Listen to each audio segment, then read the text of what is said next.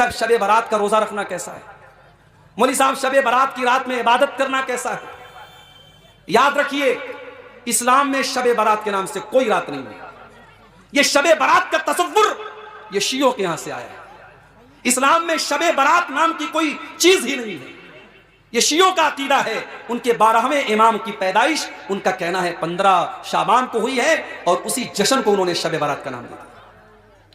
نہ تو اللہ کے نبی سے شب برات کی رات کی کوئی فضیلت ثابت ہے, نہ اس رات میں عبادت کرنا ثابت ہے, نہ دن میں روزہ رکھنا ثابت ہے. نہ شب برات کے بارے میں بتائیے, ان میں روزوں کے بارے میں بتائیے. تو دیکھیے سب سے پہلی چیز تو یہ کہ شب برات کے تعلق سے یہ کوئی ایسی عید یا کوئی ایسی جاگنے کی رات کتاب و سنت سے ثابت نہیں ہے.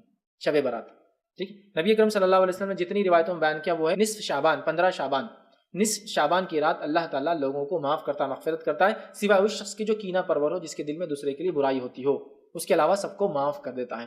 یہ باتیں جو ہے یہ روایتیں حسن درجے تک پہنچتی ہیں. تو لہٰذا اس رات کی فضیلت یہ ہے کہ اس رات نصف شعبان کو اللہ تعالیٰ لوگوں کو معاف کرتا ہے, سوائے اس کو چھوڑ کے جس کے دل میں کینہ ہو. اس کے علاوہ اس رات کو منانا یا اس میں اسپیشل جاگنا یا اسپیشل قسم کی عبادتیں کرنا یہ ثابت نہیں ہے. کیا شب برات میں جاگنا اور روزہ رکھنا صحیح ہے؟ 15 شعبان کا روزہ کسی صحیح حدیث سے ثابت بولو بھائی نہیں. صرف جمہور کے نزدیک عبادت ہے 15 شعبان کی. اس کے علاوہ باقی کوئی بھی چیز, نہ اس رات میں قبرستان جانا چاہیے, نہ اس رات میں حلوے پکانے چاہیے, نہ اس رات میں الگ سے کوئی نہانا دھونا چاہیے, نہ اگلے دن کا روزہ رکھنا سنت ہے, نہ پٹاخوں کی کوئی حیثیت ہے. سمجھ رہے ہو؟ اب مجھے پتا ہے جو گالیاں آنے والی ہیں یوٹیوب پہ. تو اللہ تعالیٰ نے کہا چل میرے محبوب آپ کے لیے خصوصی پیکج, انا انزلناہ فی لیلۃ القدر, لیلۃ القدر خیر من 1000 شہر, کہ ہم نے آپ کو ایک رات دے دی, آپ کی امت جاگ لے, یاد کر لے مجھے, 1000 مہینے سے بہتر. کتنا بہتر؟ ہر ایک کی بندگی کے مطابق بہتر. اسی میں سے لیلۃ نصف شعبان 15 شعبان بھی ہے. اور اس رات کو میرے نبی کی صبح کو روزہ رکھتے تھے, اور اس روزے کی فضیلت یہ ارشاد فرمائی کہ 15 شعبان کا روزہ پچھلی 15 سے اس 15 کے درمیان جتنے گناہ ہوتے ہیں سب کی معافی کروا دیتے. ایک دن کا روزہ سارے پورے سال کے گناہ معاف فرما دیتے. آج کی رات مغفرت کی رات ہے. سب سے پہلے میں شعبان المعظم کے اس نصف کے متعلق عرض کر دوں, بہت لوگ, 2 طرح کے لوگ آج میسیجز میں مصروف تھے.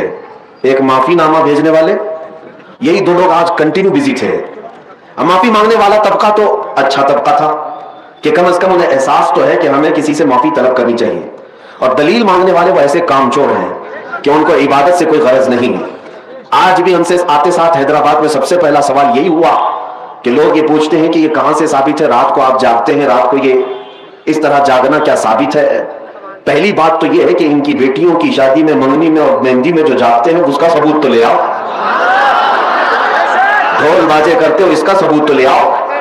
تمہارے برتھ ڈے پارٹیاں تو 12 کے بعد شروع ہوتی ہیں, اس کا ثبوت تو لے آؤ.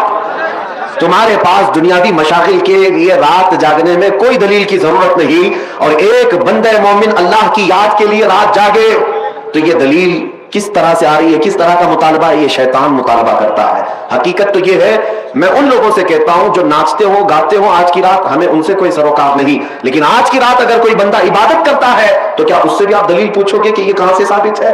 عزیزان گرامی, پہلا جواب تو ہمارا یہی تھا. دوسرا جواب یہ ہے, آپ یہ پوچھتے ہیں کیا اس رات کو رسول اللہ نے جاگا تھا؟ نادان, تجھے پتہ نہیں, میرے رسول تو 365 راتیں جاگتے تھے. وہ تو سال بھر اپنی امت کی مغفرت کی دعا کرتے تھے. آج کی رات کی کیا خصوصیت ہے؟ اور الحمدللہ ہم اسی مسلک سے تعلق رکھتے ہیں جس کے امام نے یہ کہا تھا, اللہ کیا جہنم اب بھی نہ سرد ہوگا, رو رو کے مصطفیٰ نے دریا بہا دیے ہیں. نبی پاک صلی اللہ تعالیٰ علیہ وسلم نے جاگا کیوں نہیں؟ جاگا ہے. ماں عائشہ صدیقہ رضی اللہ تعالیٰ عنہا کی روایات میں آپ کو بتاتا ہوں. جامع ترمذی کی حدیث ہے اور مشکات المصابیح کی حدیث ہے جس میں صحیح احادیث ہے, وہ میں پہلے آپ کے سامنے عرض کر رہا ہوں. سیدہ عائشہ صدیقہ رضی اللہ تعالیٰ عنہا فرماتی ہے, ایک رات میں اپنے حجرے میں سوئی تھی, میرے آقا صلی اللہ تعالیٰ علیہ وسلم میرے حجرے میں تھے. اس دن باری میرے ساتھ حضور کی گزارنے کی تھی, لیکن آدھی رات ہوئی تو میں نے دیکھا کہ حضور حجرے میں نہیں ہے. میں گھبرا کر اٹھ بیٹھی, سوچا کہ کسی اور زوجہ کے گھر حضور تشریف لے گئے ہوں گے, تو مسجد میں جا کر دیکھی, مسجد میں نظر نہیں آئے. تو حضرت عائشہ کہتی ہیں کہ رات کی کئی پہر گزر چکے تھے, میں چلتی ہوئی باہر نکلی. یہ صحابہ یا حضور کے اہل بیت کا ایک طریقہ تھا حضور کو ڈھونڈنے کا, کسی سے پوچھتے نہیں تھے بلکہ حضور کی خوشبو سونگتے ہوئے نکلتے تھے. کیا مہکتے ہیں مہکنے والے, منہ پہ چلتے ہیں بھٹکنے والے. ان کی مہک نے دل کے غنچے کھلا دیے ہیں، جس راہ چل دیے ہیں کوچے بسا دیے ہیں۔ ماں عائشہ صدیقہ اسی خوشبو کی بدولت ڈھونڈتی ہوئی آئیں تو دیکھا نبی پاک صلی اللہ تعالیٰ علیہ وسلم آج کی رات جنت البقیع قبرستان میں تھے، مومنین کی مغفرت کی دعائیں کر رہے تھے، وہاں پر تسبیح و اذکار پڑھ رہے تھے۔ پھر تھوڑی دیر کے بعد حضرت عائشہ اپنے گھر واپس آئیں حجرے میں، تو ان کے جسم کے اندر گرمی تھی، حرکت تھی۔ حضور پاک صلی اللہ تعالیٰ علیہ وسلم واپس جب تشریف لائے پوچھا، اے عائشہ کیا بات ہے، تم گھبرائی ہوئی ہو، بے چین ہو؟ کیا تمہیں ایسا لگتا ہے کہ اللہ اس کے رسول تمہارے ساتھ کچھ غلط کریں گے، زیادتی کریں گے؟ حضرت عائشہ کہتی ہیں ہرگز نہیں یا رسول اللہ، میں نے یہ سوچا تھا کہ آپ شاید کسی اور زوجہ کے گھر گئے ہوں گے۔ نبی پاک صلی اللہ تعالیٰ علیہ وسلم حضرت عائشہ سے فرماتے ہیں اتدرین هذه اللیلہ، عائشہ آج کی رات کے بارے میں تو جانتی ہے یہ کون سی رات ہے؟ ماں عائشہ صدیقہ نے پوچھا یہ کون سی رات ہے؟